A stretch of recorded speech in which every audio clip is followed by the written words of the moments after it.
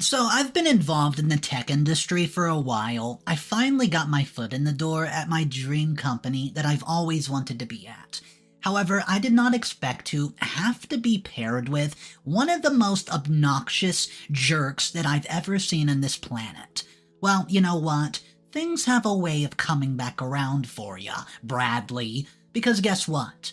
I'm not only going to one day take over this company, I'm going to make sure you get fired. I want to start this off by saying that I'm not looking for legal advice. I've already consulted my legal team, and I know without any uncertainty that any decision I can make in this situation is entirely legal.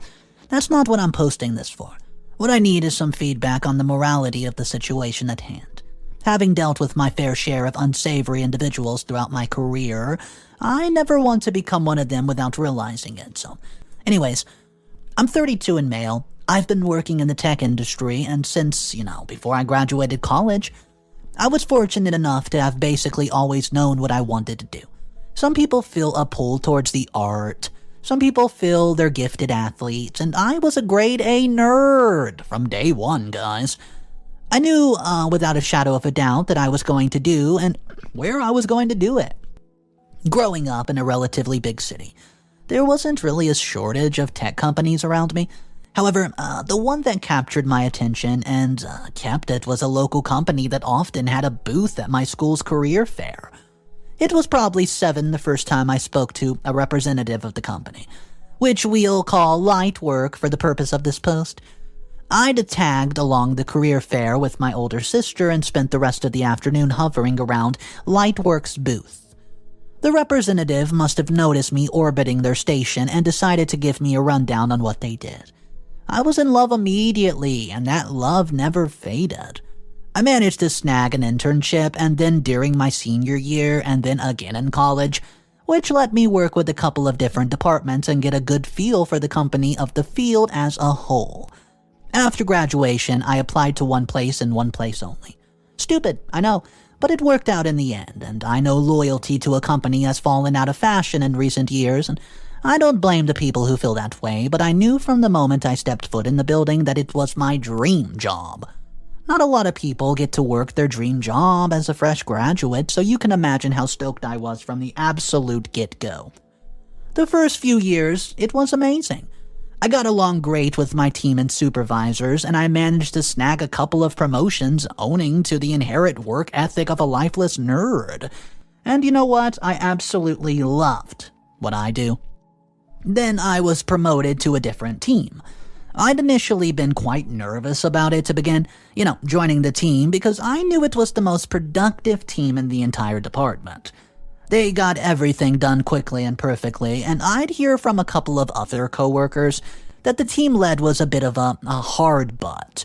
So I was sure that he'd be cracking down on me as the newest member and just make sure that I did not slow them down. He was a few years older than me, and unlike me, he's been working with Lightwork since he's graduated. Unfortunately, that's where the similarities ended. I was right about him cracking down on me, but I had not expected him to be borderline useless as an employee. Where I and everyone else on the team loved what we were doing and were genuinely actually passionate about it, he did not seem to actually care about, anything. I learned very quickly that the only reason that the team was as productive as it was due to the other members. Everyone else on the team was absolutely killing it, and the team lead, Bradley, would take credit for it all. I was then informed that Bradley was the son of a good friend of one of the board members. He'd spent his entire tenure with Lightwork, guys. And, taking credit for the work of a team better than him and leveraging that to climb the ladder, he was virtually unfireable, if you ask me. Well, considering the nepotism that had gotten him the position in the first thing, and he loved to flaunt the fact of it. So I just really loved being at Lightwork and working. But the longer I spent on Bradley's team, the more I dreaded heading to work each and every day. I don't know, for some reason, he just seemed to have it out for me. In particular, when I joined the team, this isn't to say he was remotely nice to the other members of the team. He was especially brutal to our intern, but he definitely had issues with me in particular. My other coworkers and I were never able to figure out what his deal with me was. But the longer it went on, the more it grated me. I loved my job, but I hated working with Bradley. Ugh. Well, this was around the time my wife started encouraging me to look beyond light work. She knew how much I loved the place, but she believed that I was capable of more than just being a cog in some machine. It turns out she was right. After a lot of deliberation, I decided to leave light work to start my own company with a friend of mine from college. He handled the communication side of everything, and I was in charge of technology. To make a long story short, we ended up doing amazing. We weren't a household name or anything like that, but our product was very much in demand in the industry. Guys, I poured my blood, sweat, and tears into my company, which we'll refer to as Resolve Corp for this post, and it really paid off. A few years after founding it, we received a buyout offer that was just too good to decline. Well, guys, that brings us to the present. I've sold Resolve Corp. My co-founder and I split the money according to our ownership percentage, and now I'm just twiddling my thumbs deciding what exactly I should do. I've done luxury vacations with my family, and I've even settled down into a very nice neighborhood, guys. But I'm not quite ready to call it quits on my career and dedicate my days to gardening just yet. It was my son that suggested my next move, flippantly in that way only a child can achieve. He cut into a conversation I was having with my wife about how much I love working in the field and how I found myself missing my days at Lightwork. He said that if I loved Lightwork so much, why don't I just buy it? My wife and I laughed at the idea. Well, then that night his words started tickling my brain. What if I bought Lightwork? Over the next few weeks, my son's innocent suggestion turned into a serious consideration of mine, guys. It started actually looking into a possibility of purchasing my dream company. So I went ahead to contact a few people that I know and ran the idea by some friends in the industry. It started to become more considerable. It was an actual tangible option. The reason I'm writing this is because despite having fun this idea by my fair share of people, I don't know if it's just a bit weird. I understand the legality of the situation, and I understand how much it'll cost, and the steps I'll have to take to make it happen, but I don't know if this is a normal thing to do. Will I come across as spiteful? I love Lightwork, and I would hate for anyone to think that I'm only interested in them because I left and now want them under my thumb. I really have no idea what kind of advice or reassurance I'm looking for here, but anything would be appreciated. It's a weird thing to do, isn't it?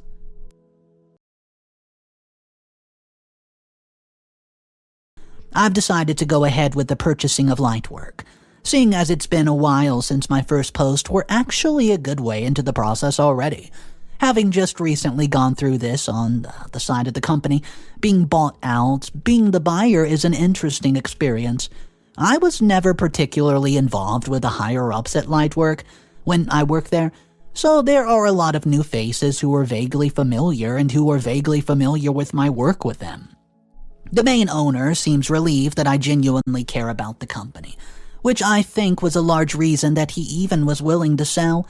I know a lot of people were wondering why I was so unsure about purchasing the company, and really there was nothing more to it than a bit of social awkwardness. I thought it would be weird to see my past colleagues as their boss, but a little run-in I had earlier today changed my mind on the matter. Basically, my legal team and I were at Lightwork building to meet with a couple of the higher-ups, just to get over on some aspects of the buyout. After everything was handled and my legal team left, I stuck around to chat with one of the higher-ups who was curious about my previous experience working at Lightwork. It was a good conversation, but nothing relevant enough of the story. I mention it just to say that I was in the building for a little bit longer by myself, shortly after I was going to head out. I took the elevator down, and it happened to pick up another passenger on the way. Guess who? Bradley. I hadn't seen him or interacted with him in a way since I left Lightwork a few years ago, so it was definitely shocking for the two of us.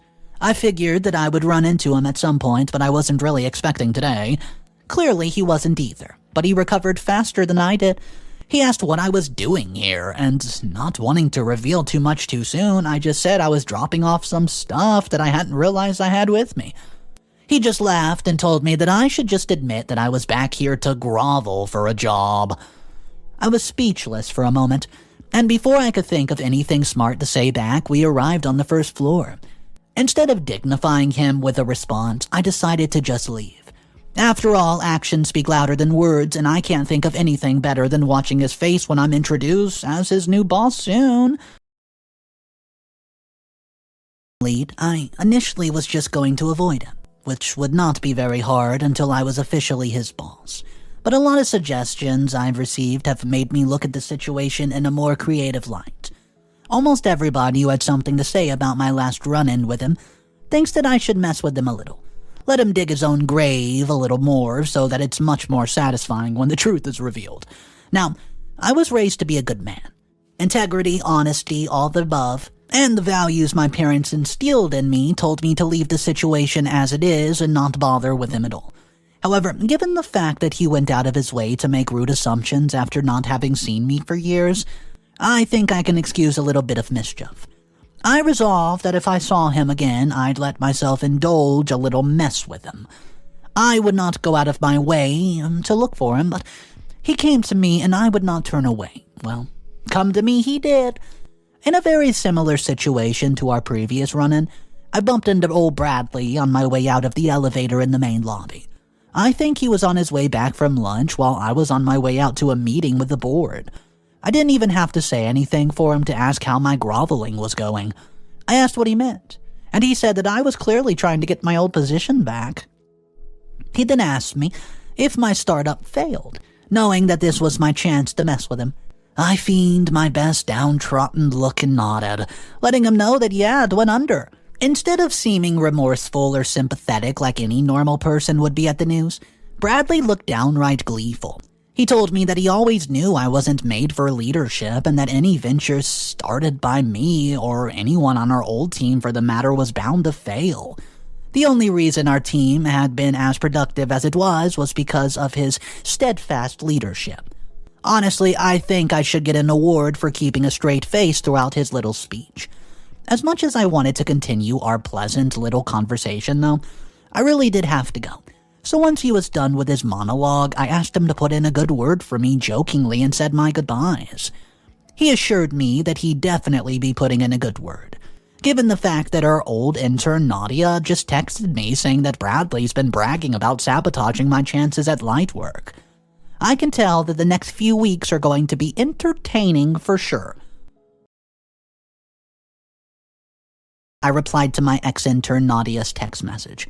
I kept in touch with my old team and here and there, and so I knew that Nadia's been hired for a full-time position with another team sometime after I left. She had a few others from our old team, having them stay with Lightworks since, and have actually been doing quite well. Nadia, in particular, has been flourishing with her current team. Anyways, she told me that Bradley had approached her and another old teammate of ours in the break room to brag about how he'd spoken to HR about making sure I was never hired to work at Lightwork ever again. Nadia asked him why he would do that, given the fact that she knew I was doing quite well and would not need to get a position at Lightwork. Bradley told her that he'd seen me, quote, sulking around the office lately and had told them that Resolve Corp had gone under. Nadia, who knew that was not the case but also did not like Bradley enough to clear up any misconception he had, just listened. Bless her heart. She got so much out of him, and he told her how he knew I'd never amount to anything, how he would make sure that I'd never work in the industry again, and how he would be waiting for the chance to do this ever since I left. Given all this, Nadia was understandably curious about what was going on. After swearing her to secrecy, I decided to let her in on all of it, knowing that she would not rat me out. She, like many of you, found it absolutely hilarious. She said that she would keep my secret, but in return she wanted to be around when Bradley found out, and I was going to be his boss so she could see the look on his face. Obviously, I agreed and promised her a front row seat to the destruction of Bradley's ego. However, since that conversation, I've been thinking over what Bradley did. He went out of his way to speak to HR in order to sway them against hiring me? While we all know that nothing he's doing will actually have any consequence for me, had I actually been in a position to need a job at Lightwork, his actions could have been extremely detrimental.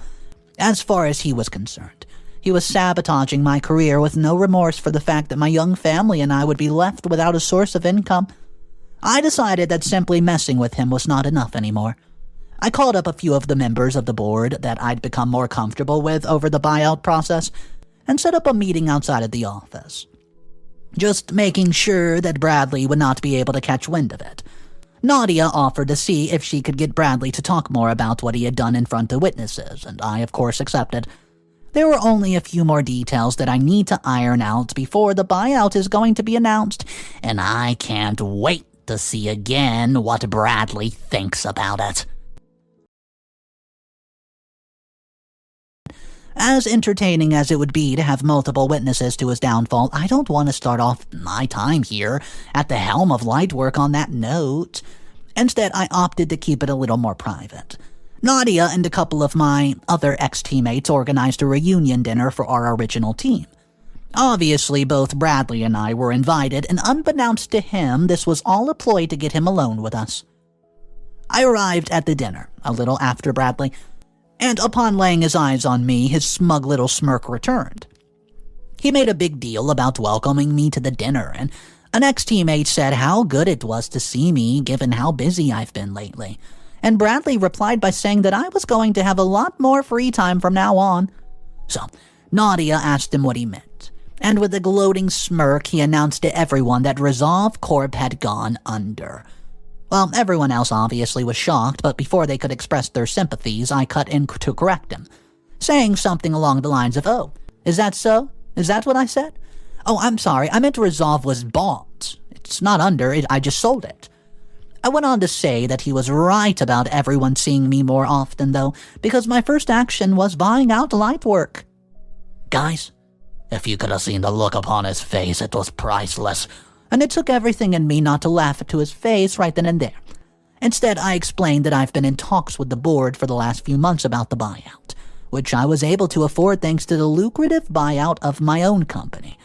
I said that everything was finally settled enough for me to announce the news and that I wanted my old team to be there to, the first to know, which is why I had asked Nadia to organize the dinner.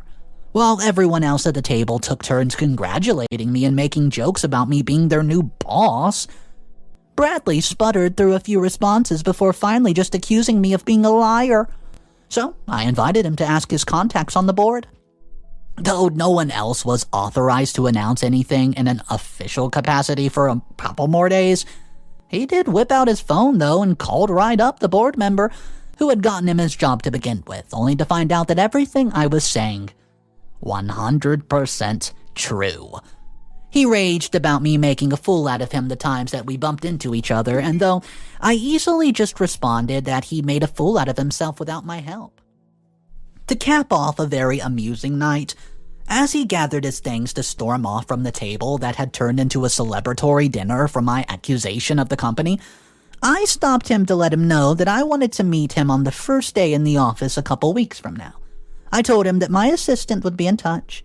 I still have a little more planned for him, given what he had tried to do for my career, but the highlight of all this will probably remain the look on his face when I told him that I was buying out Lightwork.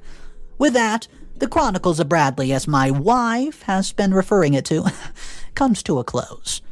I hope this ending was satisfying as it was for me. I know I said I was done with this, but yet here I am. I still get messages about this post occasionally, and particularly are curious about what prompted me to write this final update. A few people were wondering what I wanted to do when I met Bradley, so I figured I'd let you know.